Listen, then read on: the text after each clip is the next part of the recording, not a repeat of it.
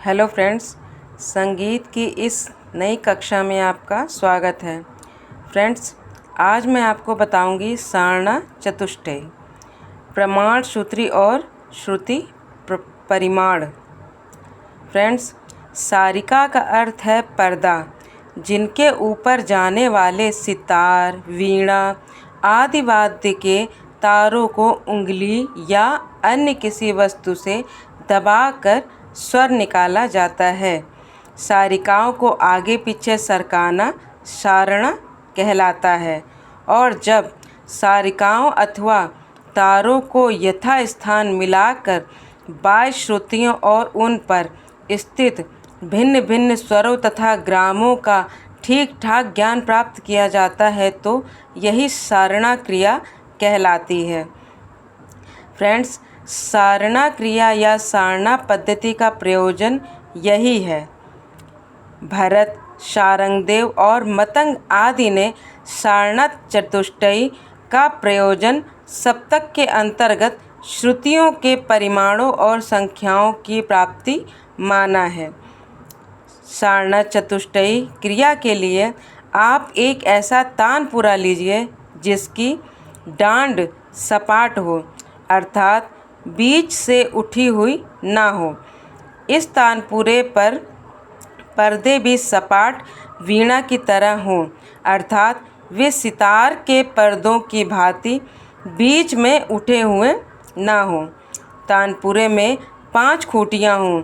अब 5 तार एक जैसे चढ़ा लीजिए। घुड़च बिल्कुल सीधी हो, तनिक भी आड़ी तिरछी ना हो, पर्दे भी बिल्कुल सीधे रहें। बस यही हमारा श्रुति दर्पण होगा। इस पर नियम पूर्वक षड्ज ग्राम के पर्दे मिला लीजिए। इसके 5 तारों को भी समान ध्वनि में मिला लीजिए। इस श्रुति दर्पण में बाईं ओर वाले तार को हम पहला तार कहेंगे। अन्य तार क्रमशः दूसरा, तीसरा, चौथा और 5वां तार कहलाएंगे। फ्रेंड्स, मूल सप्तक पहले तार को षड्ज इत्यादि के पर्दों पर दबाकर छेड़ने से जो सप्तक बोलेगा उसे हम मूल सप्तक कहेंगे। यह पूर्वोक्त पद्धति के अचल सप्तक का काम देगा। फ्रेंड्स, प्रथम सारणा, दूसरे तार को इतना उतारिए कि मूल सप्तक के षड ऋषभ के साथ उसके पंचम का संवाद षडज मध्यम भाव से होने लगे। इतना करने पर आप देखेंगे कि दूसरा तार मूल सप्तक के तार की अपेक्षा कुछ उतरा हुआ है। यह कुछ अंतर ही भरत को परिभाषा में प्रमाण सूत्री का अंतर है, जिसे केशाग्र अंतर बताया गया है। अब यदि किसी भी पर्दे पर पहले और दूसरे तार को दबाकर बजाया जाए तो दोनों तारों की ध्वनियों में प्रमाण श्रुति का अंतर स्पष्ट सुनाई देगा। इसे यूँ भी कहा जा सकता है कि दूसरे तार पर ध्वनित होने वाले स्वर मूल सप्तक के तार पर ध्वनित होने वाले स्वरों से प्रमाण श्रुति नीचे होंगे। द्वितीय सारणा, अब तीसरे तार को इतना उतारिए कि उसे गंधार की ध्वनि मूल सप्तक के ऋषभ की ध्वनि में मिल जाए। इतना करने पर आप देखेंगे कि तीसरे तार का निषाद मूल सप्तक के धैवत में स्वतः मिल गया। तीसरे तार पर बोलने वाला षड्ज ग्रामिक सप्तक अब भी मूल सप्तक की अपेक्षा 2 श्रुति उतरा हुआ है। तृतीय सारणा, फ्रेंड्स, चौथे तार को अब इतना उतारिए कि इसका ऋषभ मूल सप्तक के षड्ज में मिल जाए।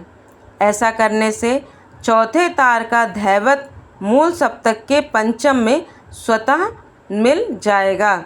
चौथे तार पर मिला हुआ षड्ग्रामिक सप्तक अब मूल सप्तक की अपेक्षा 3 श्रुतियाँ उतरा हुआ है। चतुर्थ सारणा। अब 5वें तार को इतना उतारिए कि उसका मध्यम मूल सप्तक के गंधार में मिल जाए।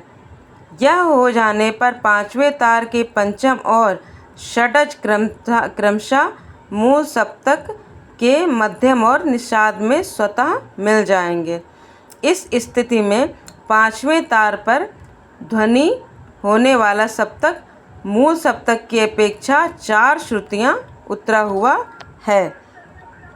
फ्रेंड्स, इस प्रकार सारणा चतुष्टय या चतुःसारणा के अनुसार हमें ऋषभ की 3, गंधार की 2, मध्यम की 4, पंचम की 4, धैवत की 3, निषाद की 2 और षडज की 4 श्रुतियाँ स्पष्ट रूप से मिल जाती हैं। अर्थात ऋषभ 7वीं श्रुति पर, गंधार 9वीं पर, मध्यम 13वीं पर, पंचम 17वीं पर, धैवत 20वीं पर, निषाद 22वीं पर और षडज 4थी श्रुति पर स्थित है। और यही इन सिद्धि का प्रकार व प्रमाण है जो आगे दिए हुए चित्र से स्पष्ट होता है।